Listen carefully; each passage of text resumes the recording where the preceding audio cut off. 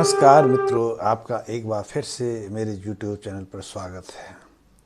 आपने ऐसे बहुत लोग देखे होंगे और शायद आपने स्वयं भी इस बात को अनुभव किया होगा कि आपको कई बार आपको निर्णय बदलने में विवश होना पड़ता है। आपको अपने निर्णय, अपने विचार बदलने पड़ते हैं या फिर अपने व्यापार को बदलना पड़ता है। आपके जो रिश्ते हैं उनमें परिवर्तन होता रहता है। कई लोग नौकरियां भी बदलते रहते हैं।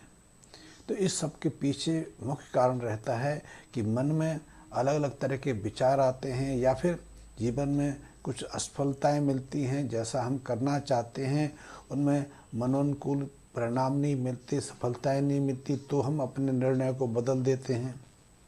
कई लोग कई अन्य कारणों से बदल देते हैं। लेकिन यदि ज्योतिषीय दृष्टि से देखा जाए, खास करके लाल किताब की दृष्टि से देखा जाए, तो उसके पीछे मुख्यतः वही तीन ग्रह प्रभावी रहते हैं। वही तीन ग्रह मुख्य तरह जिम्मेदार रहते हैं, जिसमें सबसे प्रमुख है राहु, दूसरे स्थान पर है शनि और तीसरे स्थान पर है बुध मंगल। यदि शनि की अशुभ स्थिति आपकी जन्म कुंडली में है तो निश्चित रूप से आपके जीवन में कई तरह की विघ्न बाधाएं खड़ी होती हैं, कई तरह की असफलताएं आती हैं। आपको अपने जीवन में किसी भी कार्य क्षेत्र में मन अनुकूल सफलताएं नहीं मिलती। लेकिन जब आपकी जन्म कुंडली में राहु अशुभ प्रभाव में रहते हैं तो अनायास आपके मन में उल्टे सीधे विचार आने लगते हैं, उल्टे सीधे ख्यालात पैदा होने लगते हैं, योजनाएं बनती रहती हैं और कभी कभी जो गंदे विचार होते हैं, जो असामाजिक विचार होते हैं, वो भी मन में प्रकट होने लगते हैं। और यदि आपकी जन्म कुंडली में इन अशुभ पापी ग्रहों के साथ मंगल बुध की स्थिति भी यदि अशुभ है तो निश्चित रूप से समझिए कि आप जीवन भर इसी उधेड़ में, इसी संघर्ष में रहते हैं कि आपको क्या करना चाहिए। आप करना कुछ और चाहते हैं, होता कुछ और है। जैसे मैं आपको एक उदाहरण के स्वरूप में बात करूं तो यदि किसी व्यक्ति की जन्म कुंडली के दूसरे भाव में शनि है, दूसरे भाव पर छठवें, आठवें और 12वें भाव का प्रभाव भी पड़ता है। लाल किताब का जो सिद्धांत है वो वैदिक ज्योतिष से बिल्कुल परे है, यद्यपि बहुत वैज्ञानिक है और बहुत प्रभावशाली है। लाल किताब में दूसरे स्थान 8वें स्थान से सीधा प्रभावित है, क्योंकि 8वां स्थान उसको उल्टे दूसरे भाव को देखता है। 6वें भाव का प्रभाव भी इस दूसरे भाव पर होता है और 12वें स्थान का प्रभाव भी। और ये तीनों 6वें, 8वें और 12 जो भाव हैं, जो घर हैं, वो किसी भी जन्म कुंडली के सबसे अशुभ और विपरीत प्रभाव देने वाले भाव हैं। 6वें भाव को हम रोग कारक भी कहते हैं, कर्ज कारक भी वे कहते हैं, लड़ाई झगड़ा कराने वाला भाव भी कहते हैं। और अष्टम भाव लाल किताब की दृष्टि से देखा जाए तो उसको पाताल का भाव कहते हैं। ये निश्चित रूप से हमारे जीवन में कई तरह की विघ्न बाधाएं और कलेश पैदा करता रहता है। और 12वां स्थान तो एक तरह से मुक्ति का, मृत्यु का या अंतम का है। 12वें स्थान के प्रभावशाली होने से आपको कई बार नुकसान उठाने पड़ते हैं। लड़ाई झगड़ों का बैठे बैठाए आप आमंत्रित कर लेते हैं। कई बार तो विपरीत परिस्थितियाँ इतनी बन जाती हैं कि जेल यात्रा तक हो जाती है, दुश्मनी हो जाती है, आपकी प्रॉपर्टी, आपकी धन संपदा, आपकी मान प्रतिष्ठा धूमिल हो जाती है। तो इस तरह जो 6वें, 8वें और 12वें भाव हैं वो जन्म कुंडली के एक अलग भाव लिए हैं। और शनि यदि ऐसी दृष्टि में, ऐसी स्थिति में आपके दूसरे भाव में बैठ जाए तो निश्चित रूप से वो कई तरह की विसंगतियाँ खड़ी कर देता है। लाल किताब के अनुसार दूसरा जो भाव है, दूसरा जो घर है, वो बृहस्पति और शुक्र की स्वामित्व वाला माना गया है। क्योंकि दूसरे भाव में एक तो वृष राशि पड़ती है, दूसरा वो पहले से ही बृहस्पति का घर है। बृहस्पति और शुक्र दोनों एक दूसरे से विपरीत भाव रखते हैं। और शनि यदि दूसरे भाव में बैठता है तो बृहस्पति पर अशुभ प्रभाव डालता है। और शुक्र क्योंकि मित्र हैं तो भी उनमें कुछ कटुता,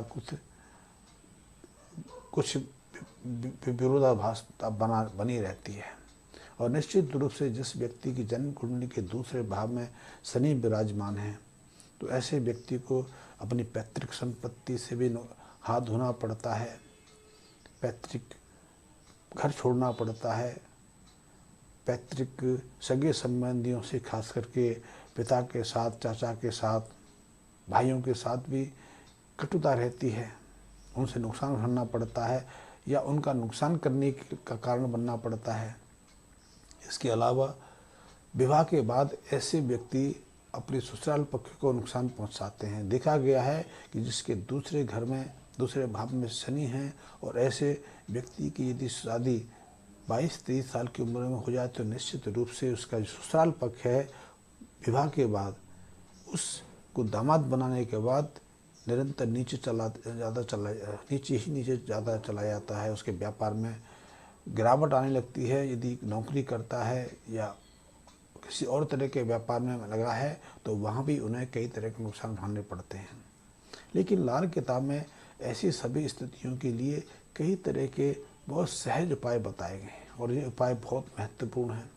इन उपायों का ग्रह स्थिति के अनुसार हम प्रयोग कराते हैं। जैसे यदि किसी व्यक्ति के जीवन में द्वंद्व है, मानसिक तनाव है, परेशानियां हैं, एक परेशानी आती है, एक दूसरी चली जाती है, नुकसान उठाना पड़ता है, विचारों को, निर्णयों को बदलना पड़ता है, तो हम कहते हैं कि ऐसे व्यक्ति को निरंतर 43 शनिवार एक पूजा वाला नारियल लेकर उसे या तो काले तिल के साथ में या काले उड़द के साथ में या फिर जौ के साथ में, बादामों के साथ में, या फिर जो नारियल है उसको सरसों का तेल का हाथ लगा के उसको जल प्रभावित करना चाहिए।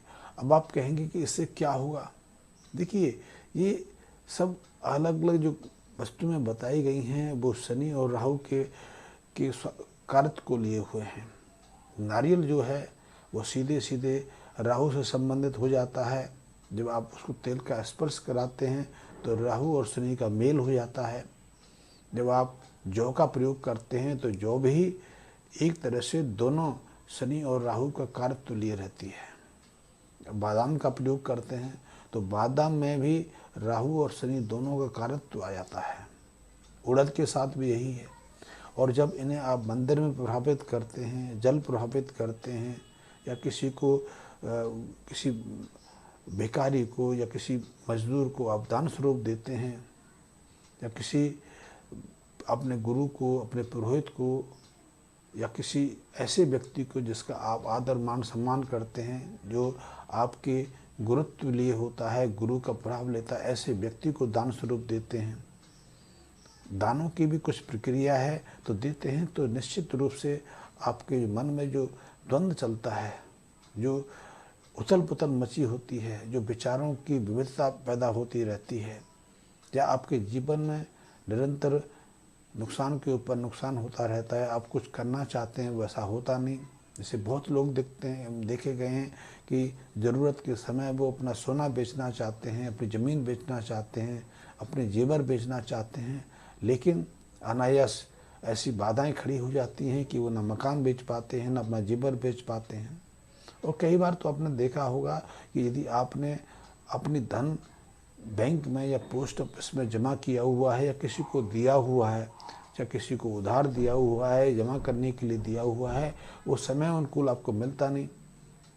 बैंक जाते हो तो बैंक में कई तरह की विघ्न बाधाएं जो आनी नहीं चाहिए, क्योंकि बैंक में तो आपका पैसा है, और अनायास कोई उसमें विघ्न आ जाता है।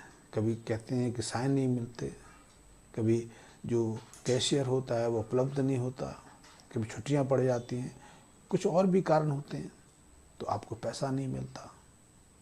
आप ज़रूरत के समय अपना मकान बेचना चाहते हैं, अपनी ज़मीन को बेचना चाहते हैं, लेकिन ग्राहक नहीं मिलता।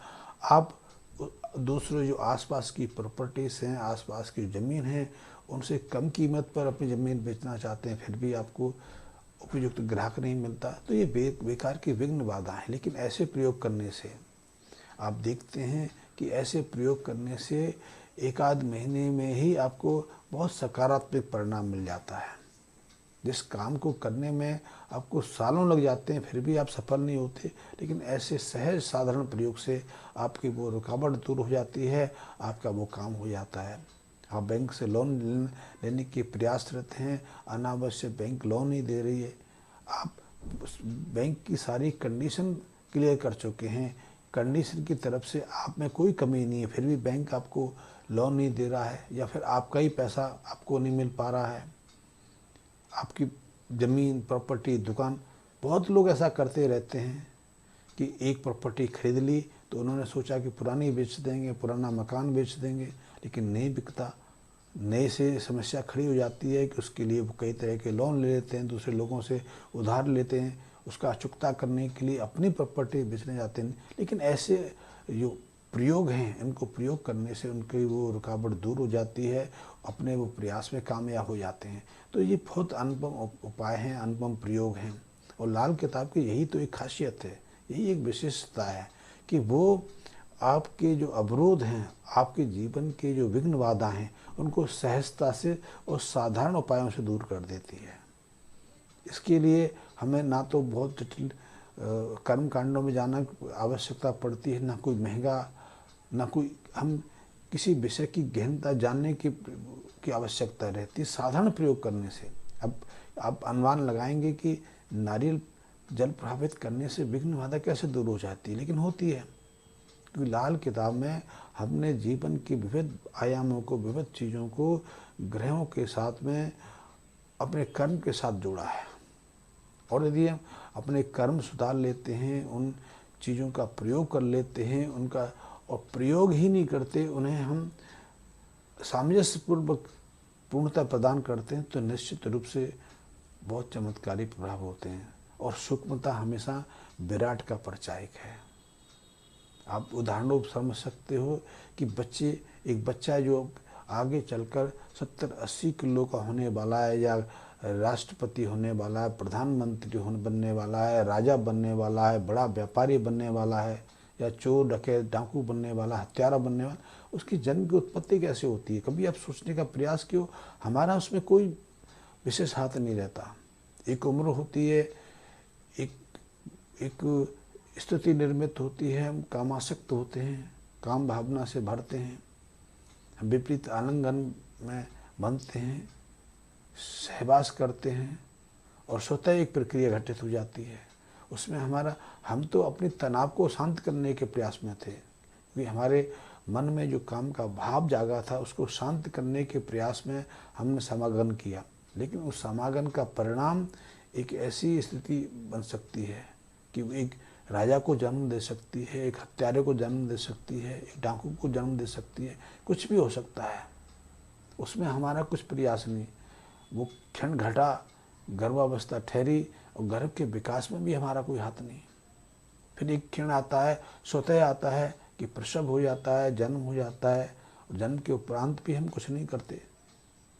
माँ उसको पालने पोसने का प्रयास करती है, समय अनुकूल दूध आदि पिलाती है, और बच्चा बड़ा होता जाता है। कैसे बड़ा होता जाता है जो आप भी जानते हैं। तो ऐसे ही लाल किताब के उपाय हैं। हमें कुछ करने की आवश्यकता नहीं कि विशेष करने का प्रयास करना है, हमें सहजता से उन चीज़ों को, उन कर्मों को आपस में गांठना है, जोड़ना है, और वो परिणाम घटित हो जाते हैं। तो लाल किताब बहुत अद्भुत है।